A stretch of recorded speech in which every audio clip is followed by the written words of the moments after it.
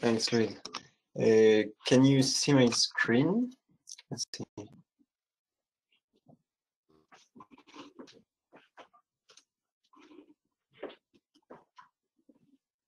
Yes. It's okay? Okay, great.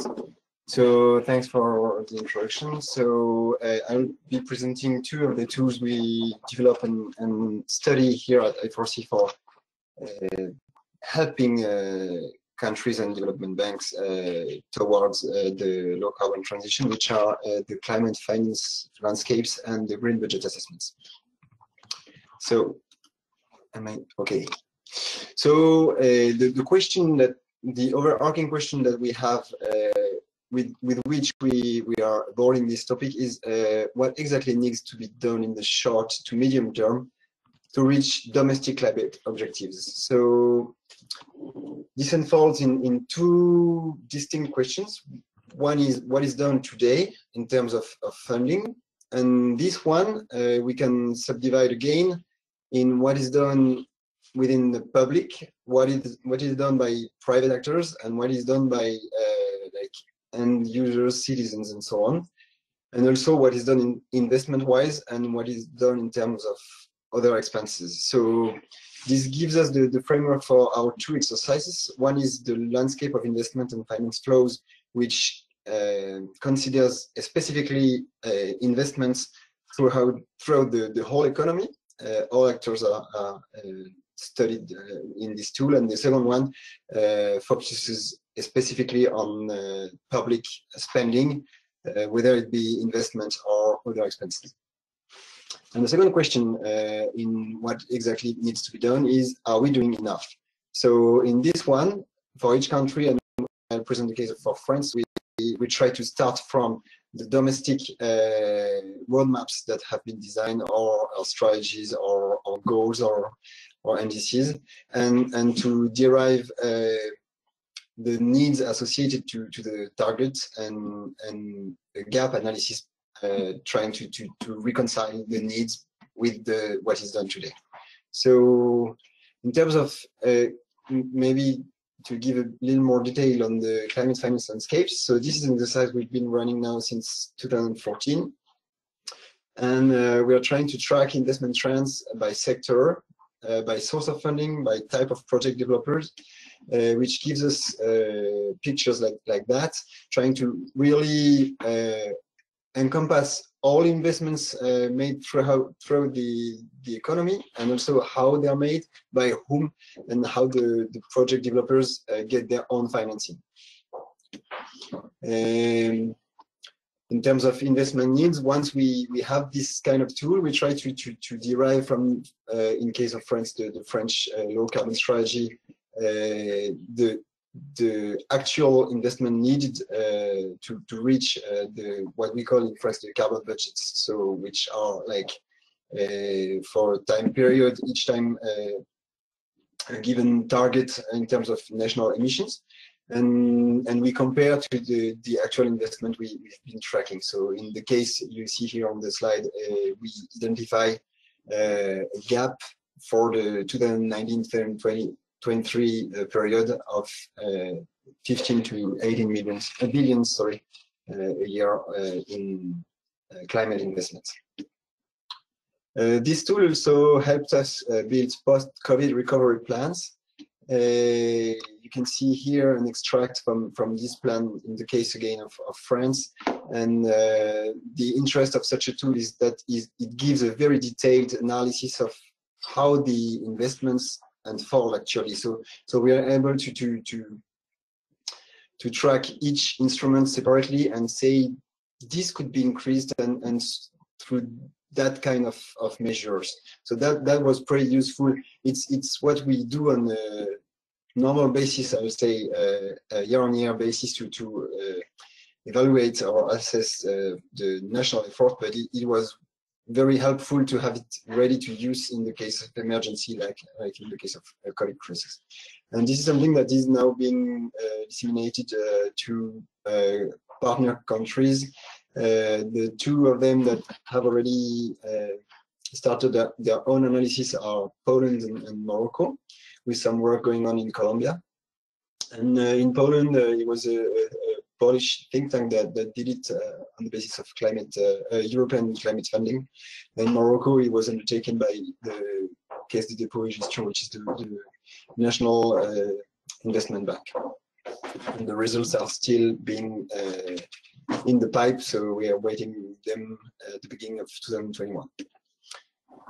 The second exercise now that we are studying a lot at I4C is the whole green budgeting issue. Green budgeting means how do you track the whole state budget or public budget to identify which expenses are linked with climate change, and what are their effects? Are they aligned or not with their the national objectives? So you have here like two screenshots from two different exercises, both in France, both the same year, one by us and one by the ministry in France. Both of them are from were the first year for France in which such an extensive exercise was performed. And so I won't dwell on the results here, but what's interesting is really to identify the big parts of climate efforts, intended or unintended, in the case of damaging measures like climate harmful spending, to be able to optimize, and I'll come back at it later, public spending climate-wise. This is being now developed and passed on at the local level, because we met a very high interest from cities and metropolis towards this tool. So this has been derived in towards a local tool for each city to analyze their own public budget. And now we're working on methodological choices. So the idea is to see which choices are shaping an exercise. I've put some examples here. I won't have time to dive into them, but the idea is, will you consider or not like harmful spending in such an exercise? Will you consider or not using international lists like the European taxonomy, the recent European taxonomy? How much dimensions do you consider, and so on? And one major question we are trying to investigate now is what are the main success factors of such exercises? There's a lot of countries who already tried and conducted their own green budget analysis, and we are trying to understand what benefits they've been deriving from it, and how they reached them actually beyond the report itself, and also how these kind of exercises can be coupled with social considerations in the whole thematic of the just transition being a strong concern today. Okay, so I'm wrapping up here. So these two tools provide different kinds of benefits towards the low carbon transition. The climate investment landscapes are very helpful to identify sectors where low carbon investments are strong, and also where they are lacking at a very fine-grained level of detail. They also help understand who and how these investments are funded, how actually the projects are developed as well.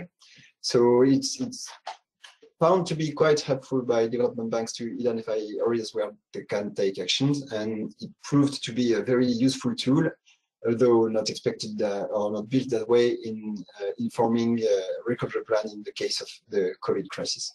In the terms of green budgeting, the focus is slightly different. Apart from focusing on the state itself, it's more about assessing the alignment of government and trying to increase the efficiency, optimizing the public spending in, when related to climate. It's found in France by the French government, who has now turned this exercise into a yearly exercise to be a good tool to mainstream climate in different government ministries, and it's also surely a very good tool for transparency and discussing with the parliament and civil society. So thank you very much, and I think I'll hand you back the floor, Louise. Thank you very much, Sebastian, for this overview of the work you've been doing in the field. We will now hear from Baisa Naran, who's Senior Analyst at Climate Policy Initiative, who will present their work on global and sectoral landscapes, as well as their new tool on assessing the climate consistency of new investments with well below 2-degree scenarios. Great. Thank you very much. Do you need me to show the slides, or can you do it on your side? Either way is fine. Maybe you could present. That would be great. Thank you.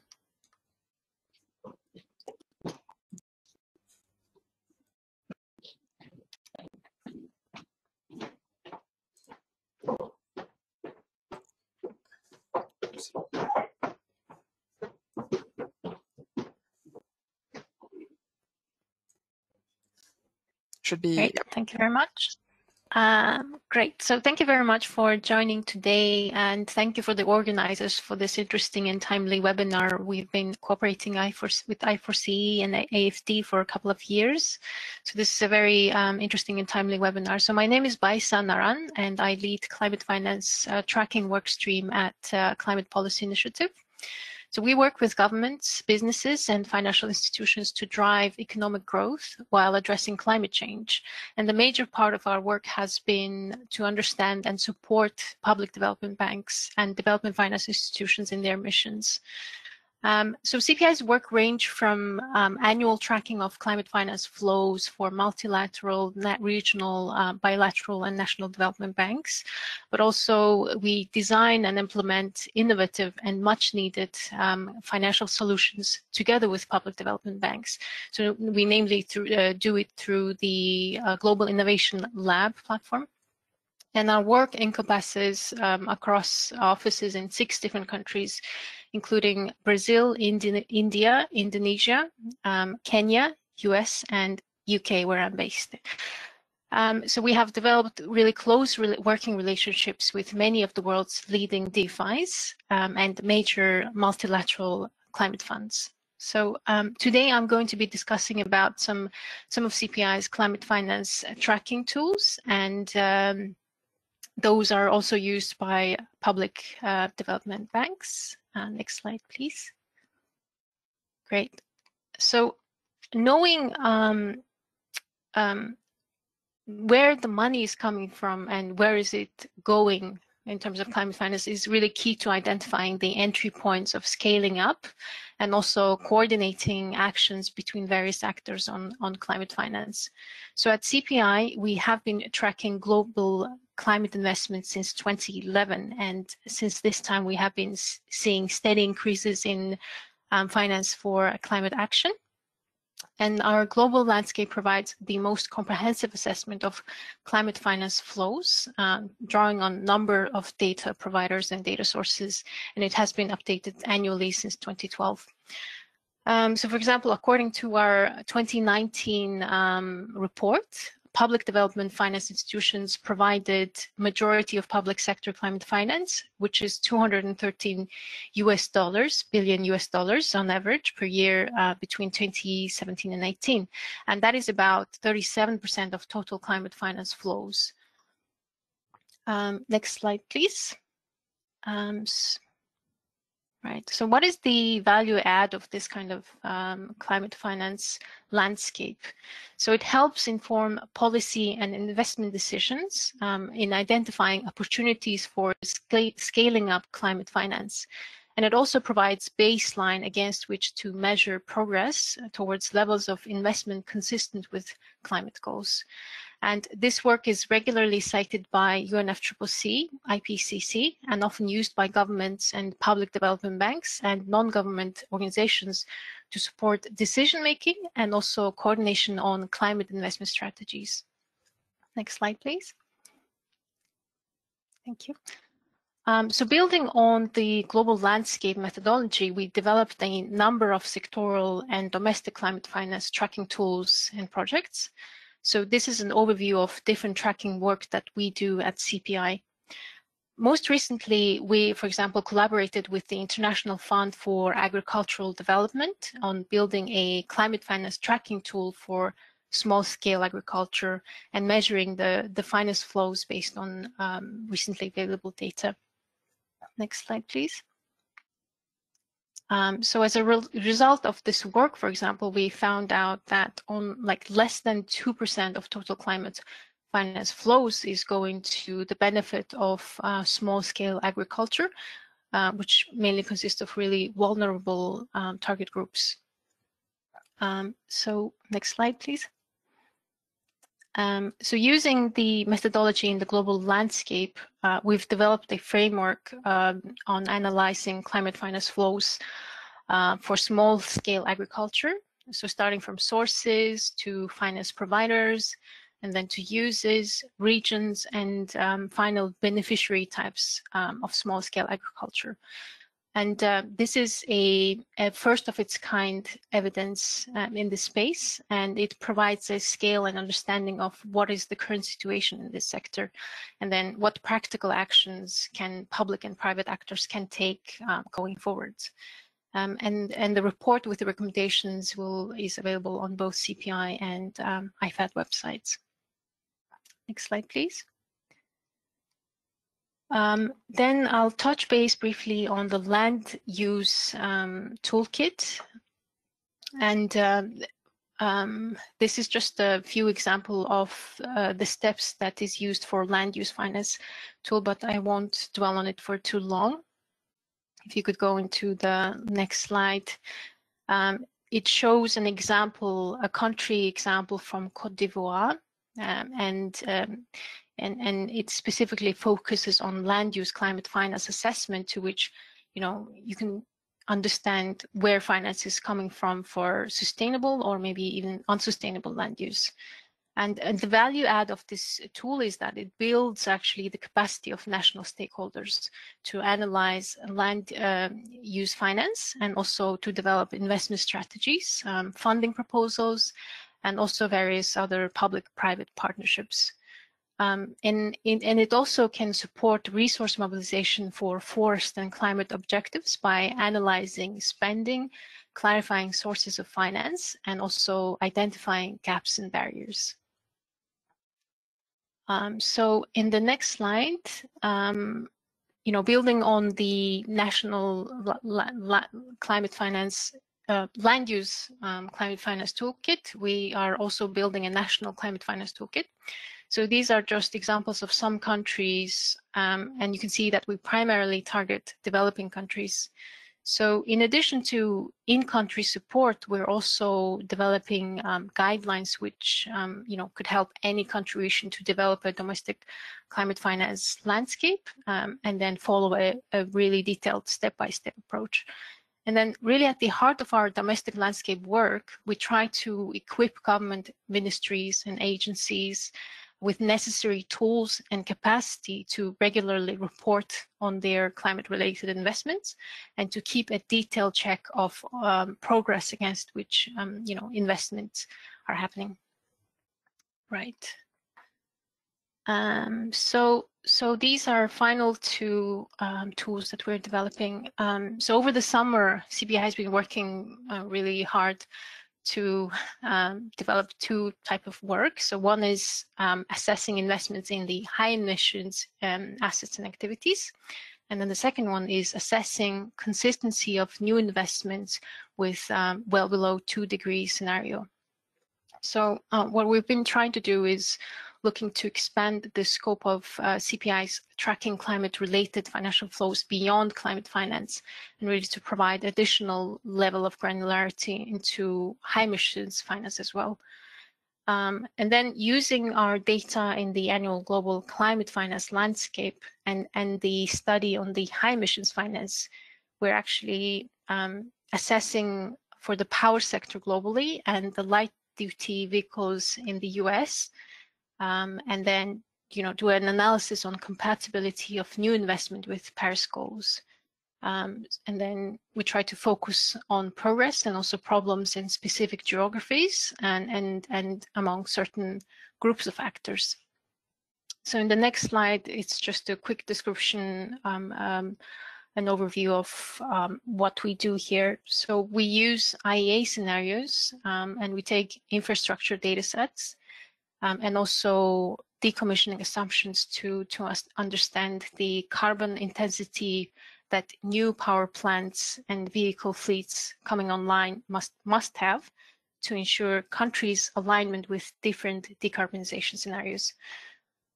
So currently we're finalizing this study, but at the beginning, preliminary findings suggest that several countries are actually really well behind the trajectories, and also several investor types. So this study will be hopefully soon published in December, and we will provide full details in there.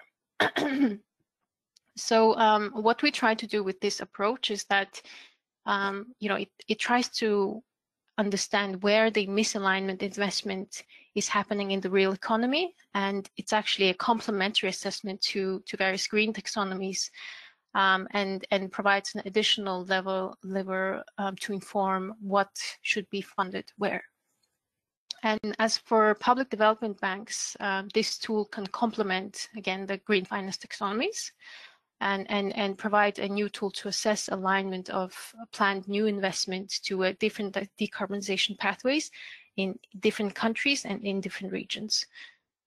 So to close my presentation, we think that qualitative metrics can be also important indicators of potential future progress of a broad set of financial actors towards low carbon and climate resilient transitions. And that's why CPI is currently in the process of developing a platform called Net Zero Finance Tracker. So it's a collaborative data, knowledge, and advisory platform operational at global and national levels for selected countries.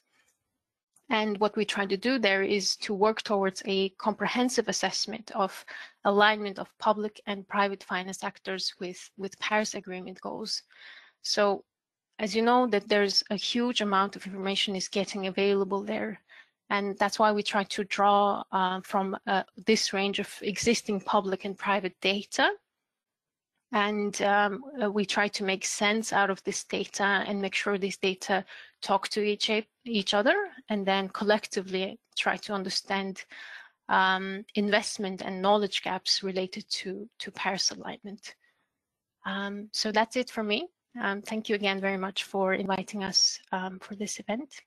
Over to you. Thank you, Beisa, for this very insightful overview of CPI's work. We will now hear from Guillaume Brul, who is Senior Public Financial Management Specialist at PEFA, on the PEFA Climate tool, which is being launched. Guillaume, shall I show you slides, or do you want to do it yourself? Thanks a lot, Louise. I will try to share my slides, okay, if possible. Yep.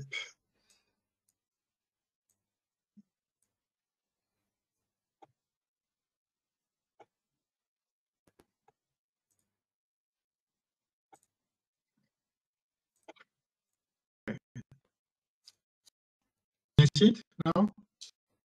Yeah. Is it on your screen? Yeah. Yeah, cool. So thanks a lot, Louise, and thanks a lot, everyone, and particularly AFD and I4C for inviting us, presenting our new tool to this conference. So first of all, a few words about PEFA, just to present you in which context we have developed this new tool. So PEFA is about public finance.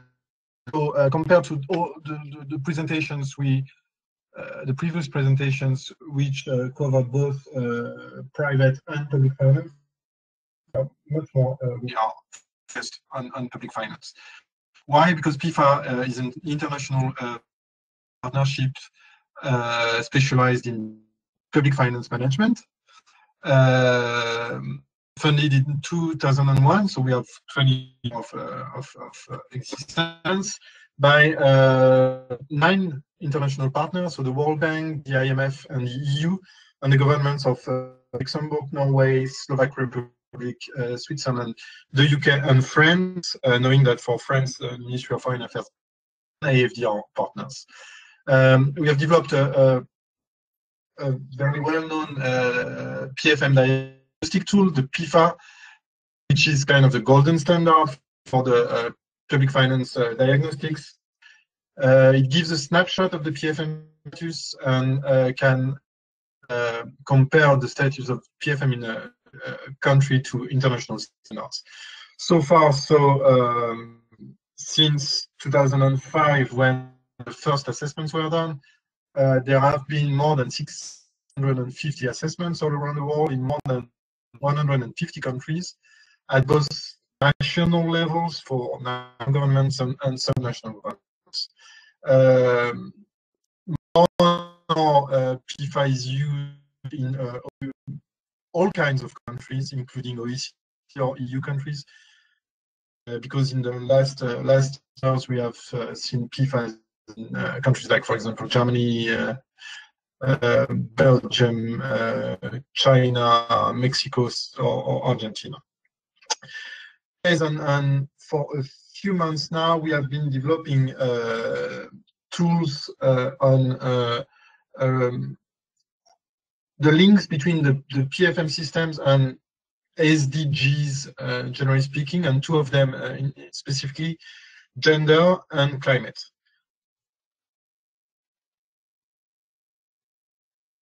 So PEFA Climate is a very recent tool, and it's still in development, still in the pilot phase, and I will say a few words on that later on in my presentation.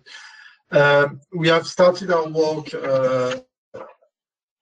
under the auspice of the Coalition of Ministry of Finance for Climate Action, and started our work really during the Abidjan conference at the beginning of 2020 of this Coalition of Ministry of Finance.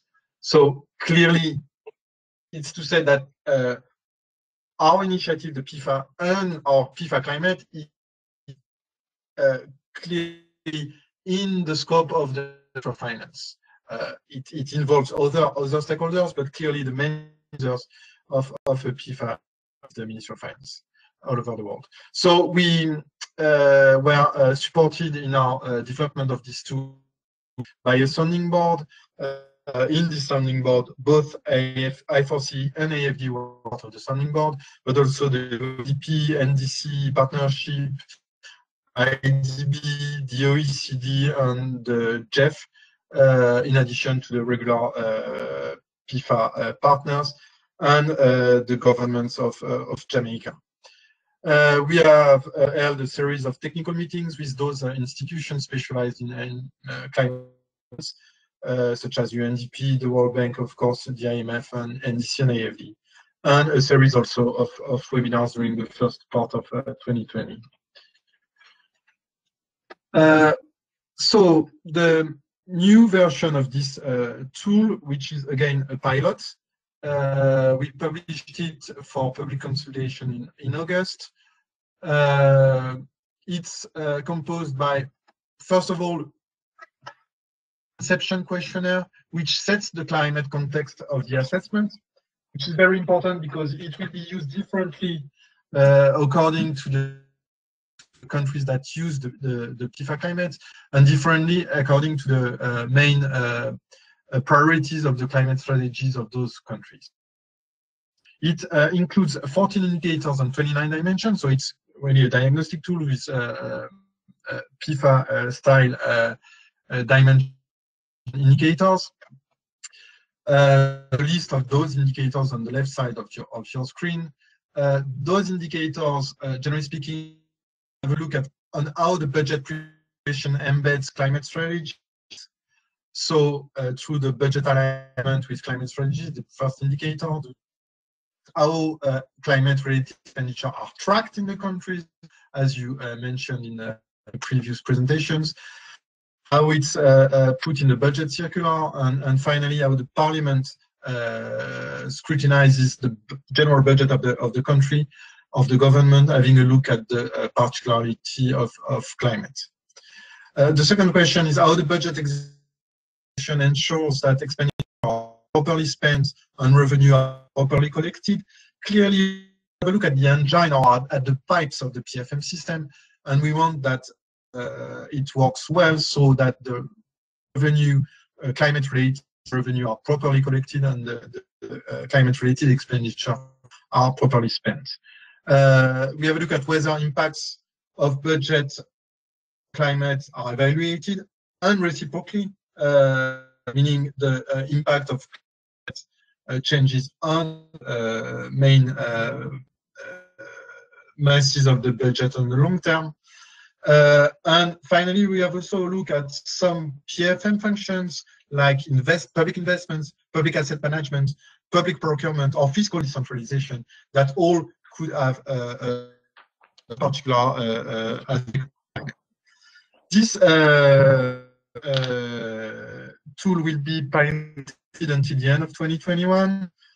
And in the long term, we would attach to this tool a toolkit of good examples of good initiatives around, for example, on climate-related investment or climate-related asset management or decentralization and so forth and so on.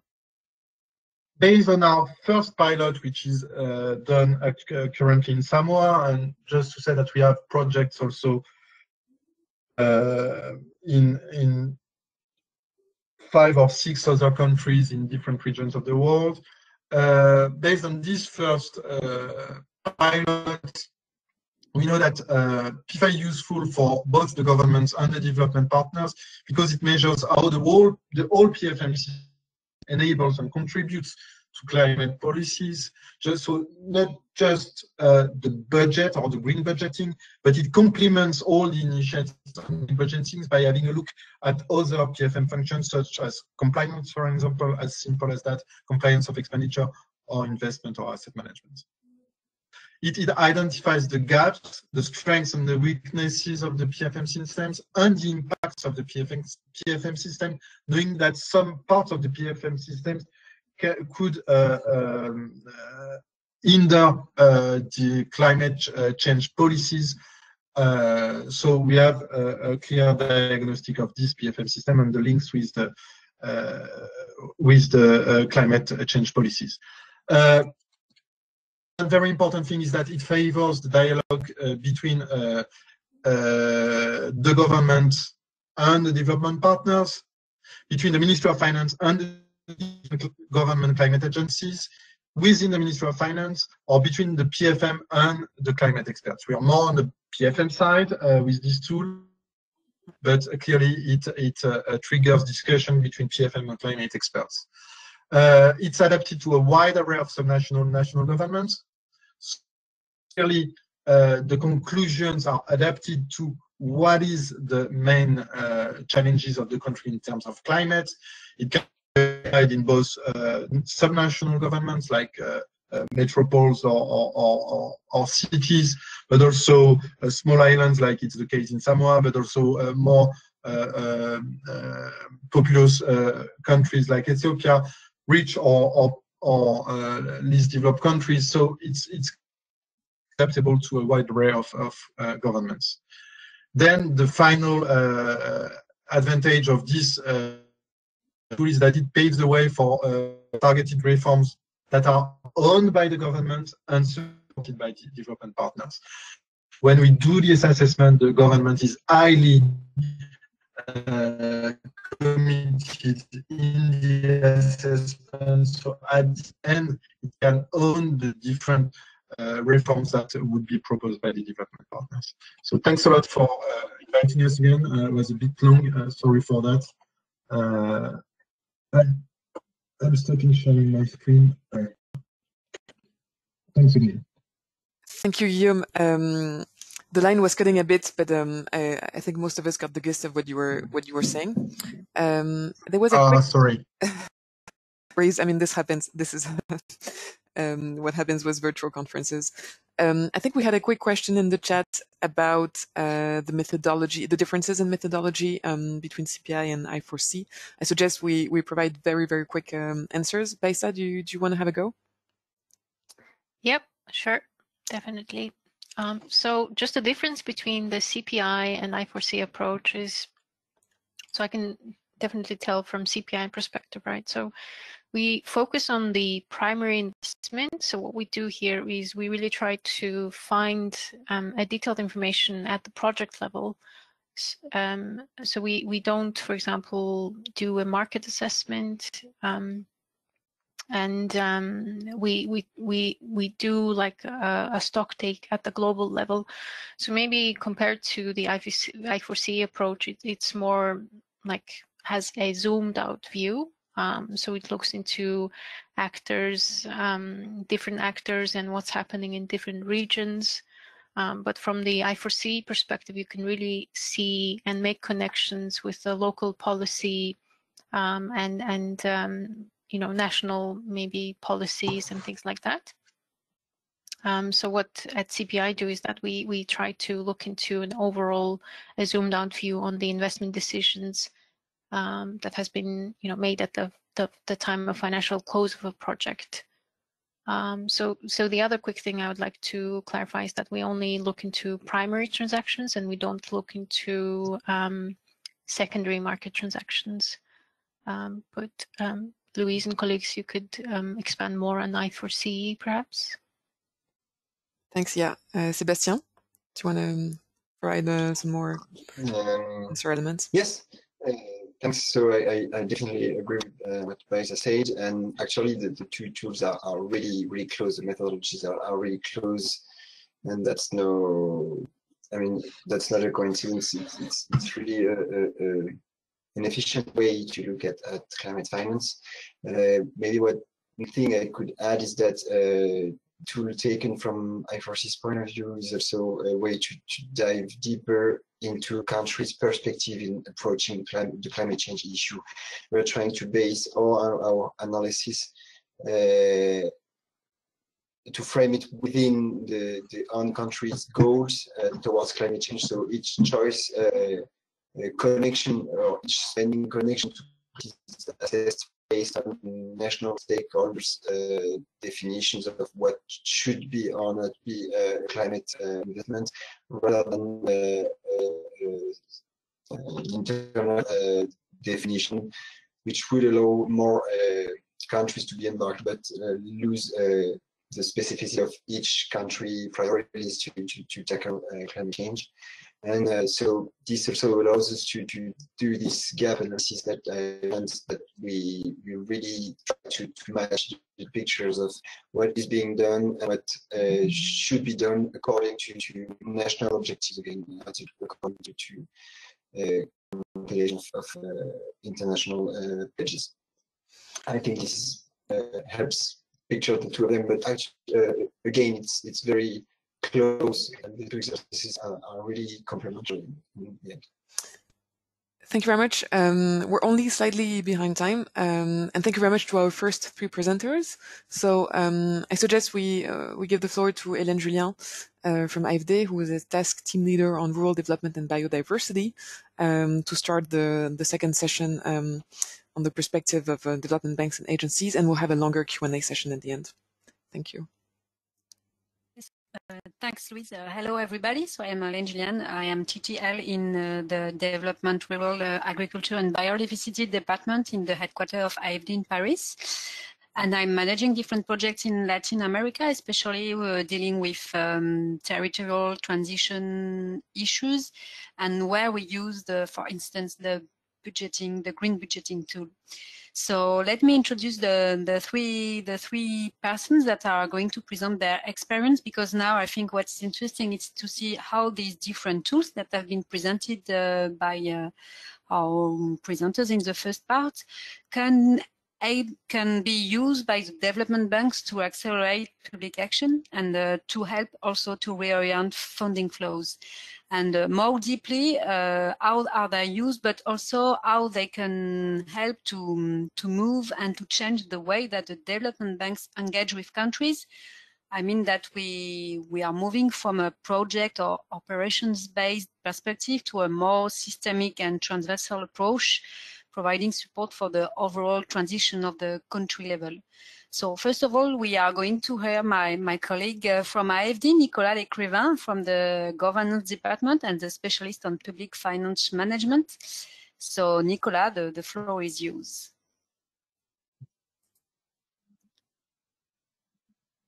Hello, hello everyone. and thank you, Helen, for giving me the floor. So it is a real pleasure to participate to this webinar. As an introduction, I would like to recall two key elements of context, which for me are quite important. First, the importance of climate finance for AFD. The objective of our strategy is to devote at least 50% of annual financial commitments to projects with climate co-benefits. In 2019, 6.1 billion euros were committed to the climate, including 2 billion for adaptations. So this was the first contextual point. The second one, the importance of moving toward a more systematic and whole-of-government approach to reach the target of the Paris Agreement. Given the cross-cutting nature, climate issues need to be incorporated at every phase of the public finance management cycle, including macroeconomic analysis and planning, revenue, public investment, and expenditure management. In that respect, as you all know, the Coalition of Finance Ministers for Climate Action was launched in 2019 to threaten climate actions and to include PFM management, public financial management.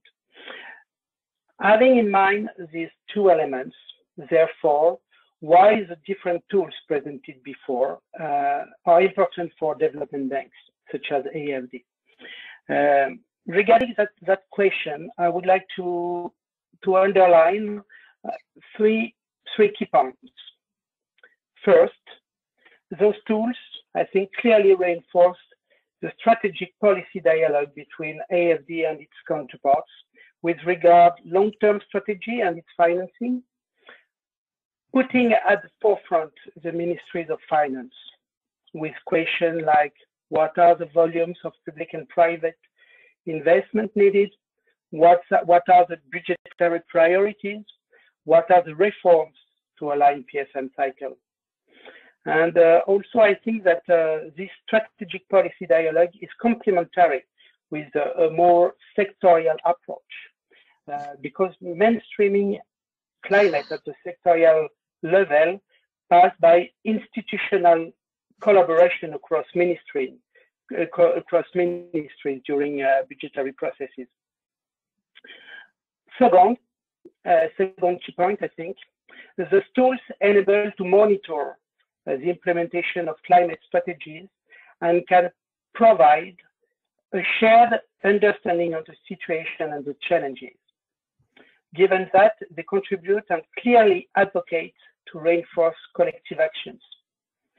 Because considering the financing gaps, a better coordination between public and private entities, including, of course, development banks, is crucial to leverage financing.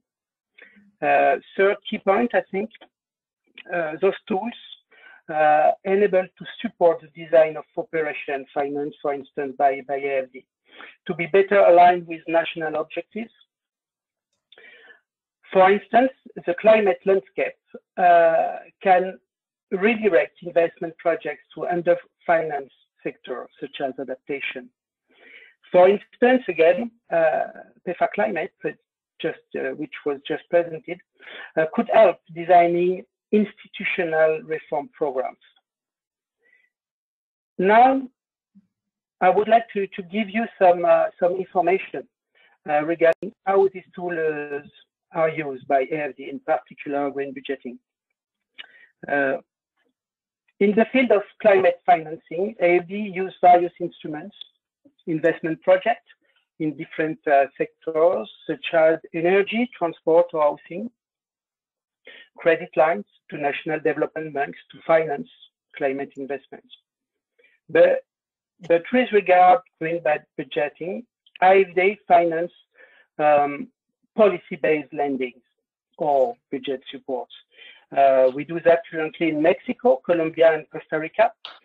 And the main characteristic of those operations are a multi-year policy dialogue framed by a policy matrix with targets in terms of institutional reforms with regard to climate.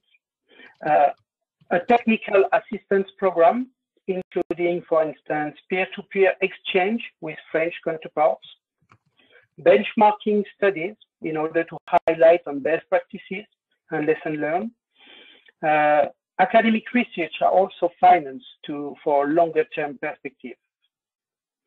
And as we always seek coordination with other development banks, those operations, the operation in Colombia is co-financed with the World Bank, and the one in Costa Rica with the IDB. I think I would like also to stress that for Mexico and Costa Rica, the intervention is focused on the central level. For Colombia, the objective is to reinforce sustainable territorial development and include support to the implementation of green budgeting at subnational level. And this level is crucial. The subnational level is crucial if we consider the role of local authorities in service delivery. To terminate my presentation, I would like to highlight just two main challenges, I think, with those tools. Ownership and sustainability. Those tools are important, but the ownership is crucial in order to be included in the decision-making process on a yearly basis. Capacity building issues can also be raised in some geographies.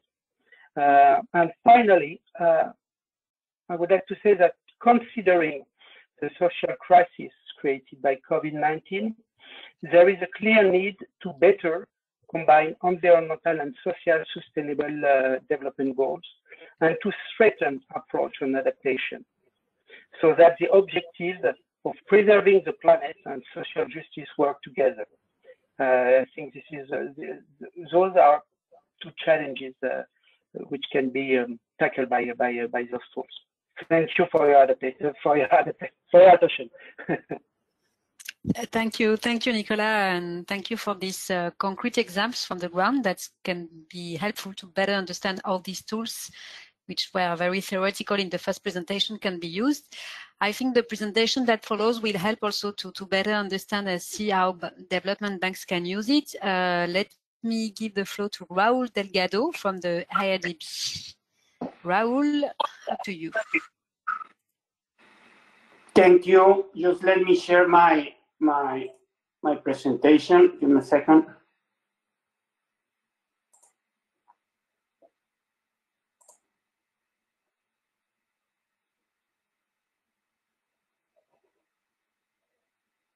Can you see it? Not for the moment. Let's see. No, Raúl.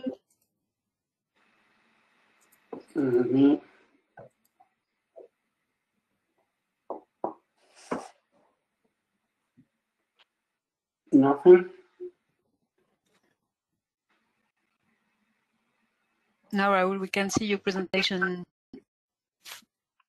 Raúl, you can try share it if you want. Yeah, probably better if you do. Yeah. You have it, right? Yeah.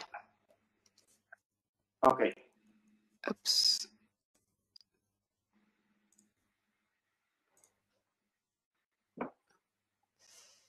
Is it? Can you see my screen? Yeah.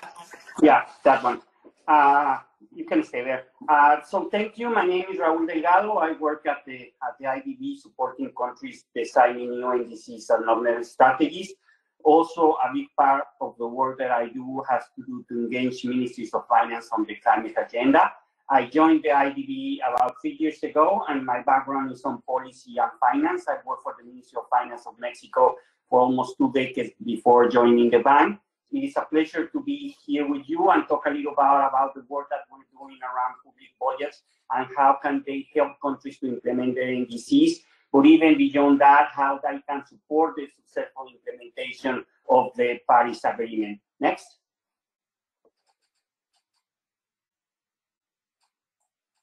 So the best available science we know is telling us that we are behind schedule in terms of fighting climate change. And those it is essential that the policy levers that ministries of finance have over public finance have a sustainable development approach as a national priority. Otherwise, the transition to resilient net zero emission economies will take much more longer. It has become increasingly clear that the necessary transformations require adequate guidance, and public budgets and public spendings are powerful tools. There are several reasons for this, and one of them is that they have a multiplier effect on the rest of the economy. In developing countries, government participation in the economy is around 20% of the GDP, but in developed countries it's even bigger, around 20% of the GDP. This role is recognized in the Paris Agreement, as Luis mentioned at the beginning. The Paris Agreement, one of its three main objectives is to make finance consistent with emission reduction and resiliency. Consistency is important. In many cases, a more viable solution is not to spend more on climate change, but to make sure that what you build with $1 does not demolish or is ruined by other dollars that you are spending. On a recent study we just published, we found that in 5 sectors of the 5 countries studies, they spend a range of 1.1% and 3.3% of the total budget expenditures for actions that contribute to combat climate change. However, these same countries and on those same sectors, they tend to spend notoriously more to actions that are negative or potentially negative to the effort to fight climate change. There are several ways in which countries can contribute to correct this and actually make finance flows consistent with the Paris Agreement. I don't want to go too much in many of them. Of course, one of them is on aligning budgetary expenditures, but other has to do with national investment systems and how projects are selected or designed. And so next. So even though there is an increasing consensus over the necessity to address climate change from the fiscal perspective, there are several reasons that make this difficult when we look at public budgets. One is that for the most part, countries face the reality that resources are scarce and that budgets does not have room to increase climate-related investments. There are also many priorities, and climate-related investments many times can be wrongly perceived as competing with other priorities like health, education, etc. This is obviously wrong, as climate change is for the most part a cross-sectoral issue. So what I'm trying to convey here is that if we want to be realistic, the chances of additional budget financing for climate change in more countries is relatively small. Nonetheless, this is not entirely bad news, because as I was showing you with the positive and negative expenditures on the previous slide, there is plenty of room for countries to improve how they are spending now and how to align budget allocations to make them consistent with the Paris Agreement.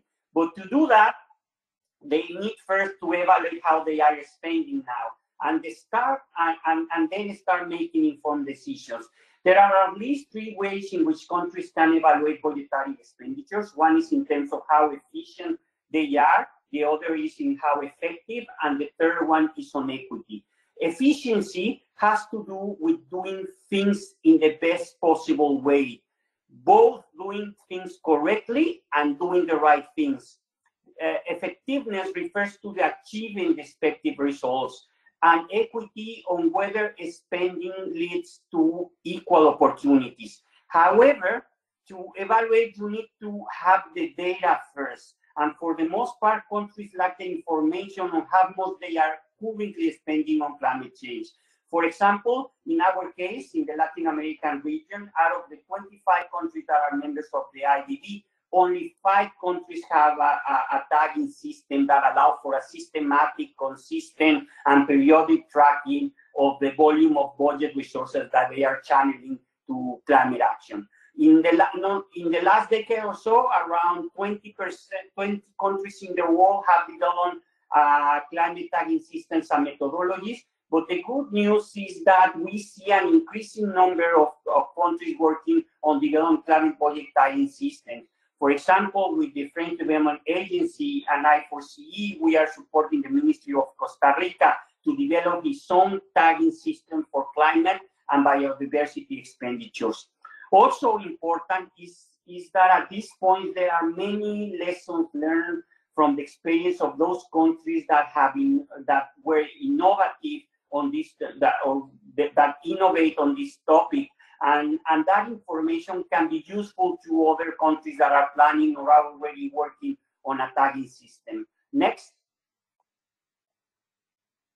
From consultations we have had with countries in the region as well, from emerging evidence from various sources, including UNDP, AFD, and the World Bank, we can highlight key lessons in designing and using climate change budget tagging and classification systems. Just one word of caution. Since we don't have much time here, I am not going to dwell into the technical challenge of developing classification system or tagging expenditures, but the issues that I highlight here are big picture issues, but in no way they are less relevant than the technical ones. The first one that I want to mention is that climate budget tagging systems are not an end goal. Identifying public climate spending is not enough, nor should it be an end in and of itself. It's a necessary step to be able to assess public policy responses to climate change. And to evaluate budgetary expenditures, it is crucial to connect climate budget spending data with economic and environmental information systems and accounts. That information not be connected to the international statistical standards and classifications make it difficult to extract multiple let's say, data sources and connect data across policy domains, which is a key issue when you want to be effective and analyzing climate change issues and evaluating the effective impact of public policy on this. So currently, there are no internationally agreed tagging methodologies to identify expenditures related to climate change in public sectors.